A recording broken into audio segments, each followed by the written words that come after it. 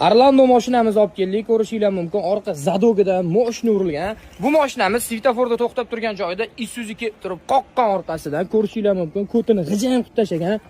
Bagajlarini ochilib yopiladi. Xullas akalar mashina o'rtada qolib ketgan. Oldi mo'rdasida ham ishi bor, ko'rishinglar mumkin. Kapot, quruluq, fara, bamper, radiatorlarigacha ketgan. Motor natseklari ideal turibdi akalar.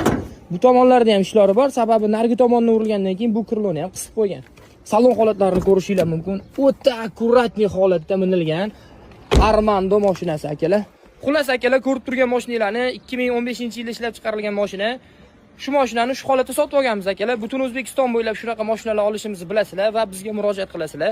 Bizga avariyni mashina topib bersanglar, misol uchun atrofidagi qo'shnilardan chiqib qolsa, bizga aytsanglar $100 dan $200 pul beramiz, do'la beramiz akalar. Xullas akalar, butun O'zbekiston bo'ylab shunaqa mashinalar olamiz. Telefon nomerlar pastda bo'ladi, aloqaga chiqinglar. Bu videoni eng yaqin jo'rangizga, do'stingizga jo'natib qo'ying aka.